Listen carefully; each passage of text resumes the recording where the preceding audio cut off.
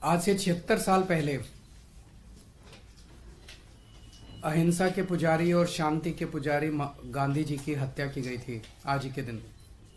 और आज 76 साल के बाद आज ही के दिन उन्होंने जनतंत्र की, लोकतंत्र की हत्या की है।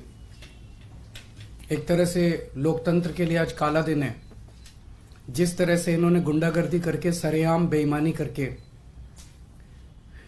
और किस्मत से वो उनकी बेईमानी जो है वो वीडियो में कैप्चर हो गई। वो पूरा देश आज सोशल मीडिया के ऊपर और मीडिया के ऊपर देख रहा है कि किस तरह से इन्होंने वोटों की चोरी की है और इन्होंने जबरदस्ती चंडीगढ़ के अंदर अपना मेयर बनाया है।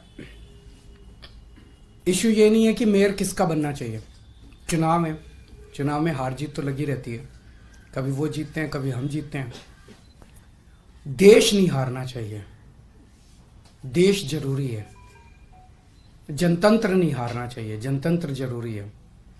पार्टियां आती जाती रहती हैं, नेता आते जाते रहते हैं, मेयर आते जाते रहते हैं। मेयर इंपॉर्टेंट नहीं है। इशू आज ये नहीं है कि हमारा मेयर बनना था, हमारा मेयर नहीं बना।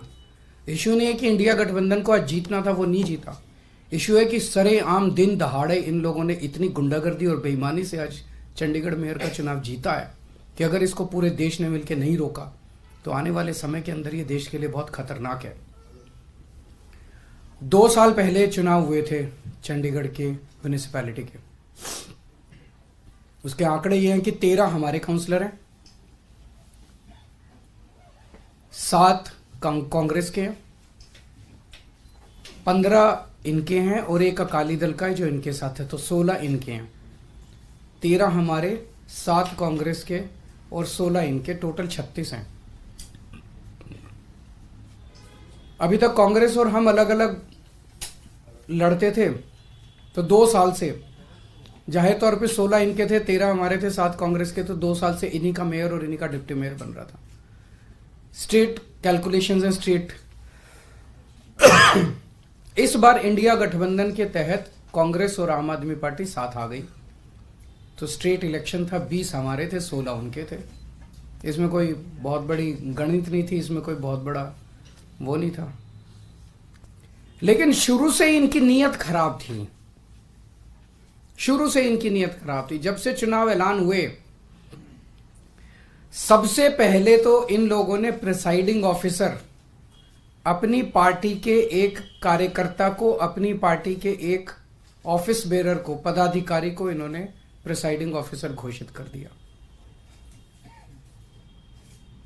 उसके बाद जब चुनाव की तारीख तय हुई, 18 जनवरी को चुनाव था, अचानक 18 जनवरी को इनका पदाधिकारी जो था, ये प्रिसाइडिंग ऑफिसर, ये बीमार, बोला मैं बीमार हो गया, अस्पताल में चला गया और चुनाव इंडेफिनेटली टाल दिए गए। हम कोर्ट गए और कोर्ट से हम लोग तारीख तय करवा के लाए। इस दौरान इन्होंने हमारे और कांग्रेस के काउंसलर्स को खरीदने की, डराने की, धमकाने की बहुत कोशिश की, जैसे कि पूरे देश भर में करते ही हैं। इनकी फितरत है, हर जगह करते हैं। लेकिन किस्मत से एक भी नहीं टूटा और आज चुनाव हुए, चुनाव होने थे, चुनाव हुए। कोर्ट के डायरेक्शंस के बावजूद इन लोगों ने जो बदमाशी की, हम सब देखते हैं कि चुनाव तो हुआ आज, लेकिन जब चुनाव के वोटों की गिनती होती है, चाहे राज्य स्तर का चुनाव हो, चाहे देश का चुनाव हो, गिनती के वक्त मशीन का नंबर बताया जाता है, दिखाया जाता है।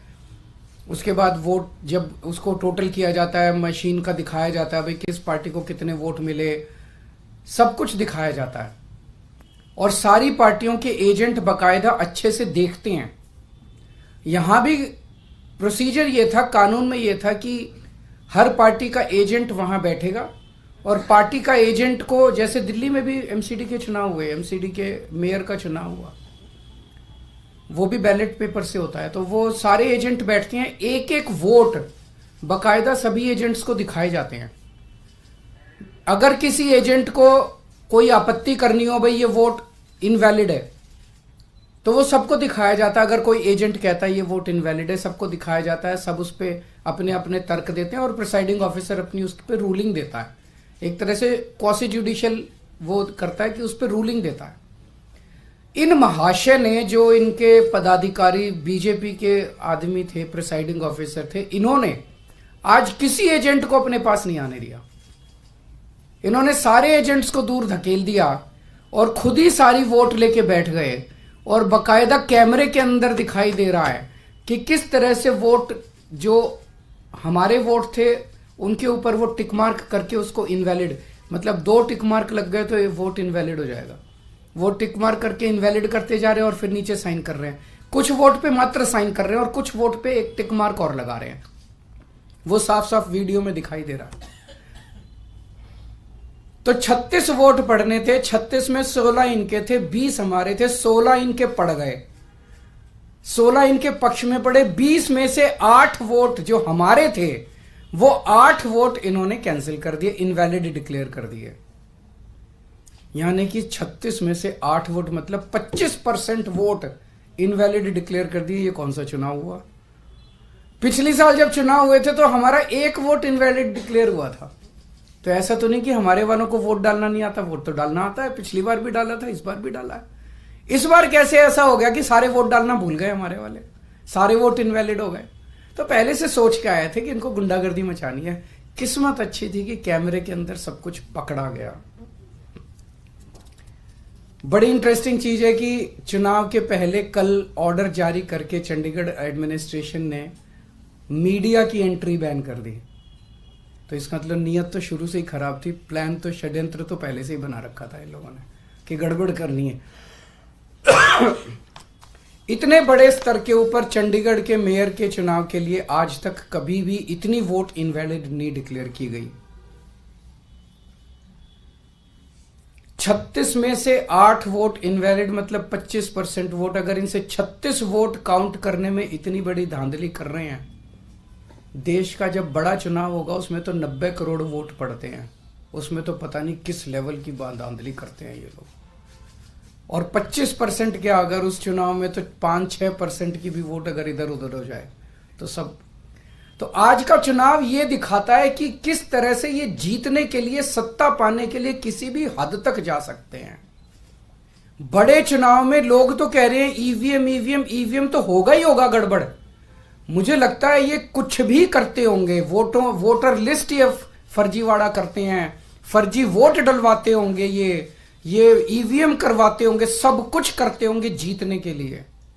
और मैं ये सोच रहा था कि अगर भगवान की दया से उसके बावजूद भी अगर ये नहीं जीते और हार गए तो ये ट्रंप की तरह कुर्सी नहीं छोड़ेंगे। फिर ये मतलब उस दिन कुर्सी से चिपके रहेंगे, चाहे मार्शल लॉ लागू करना पड़े देश में, ये कुर्सी नहीं छोड़ने वाले। तो ये देश के लिए जो आज दिखा, पूरे देश के अंदर, पूरे देश ने देखा, सारे मीडिया ने चलाया, ये बहुत खतरनाक है।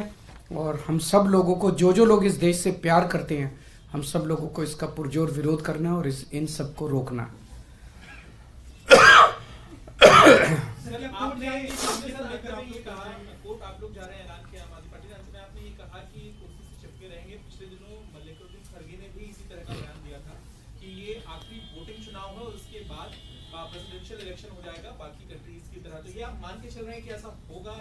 ये सारे जो आसार दिखाई दे रहे हैं ये इसी तरफ इंगित करते हैं कि बहुत बड़े स्केल के ऊपर कुछ तो गड़बड़ है।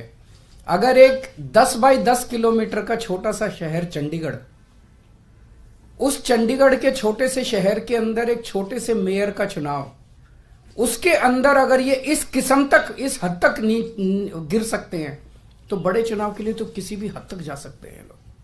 तो आप इस बात को समर्थन कर रहे हैं कि ईवीएम जो है उसमें भी अब गड़बड़ी करने की सरकार। देखिए अभी जो कई सारे मैंने देखे हैं वीडियोस, कई सारे, उसके ऊपर एक दिन अलग से चर्चा कर सकते हैं।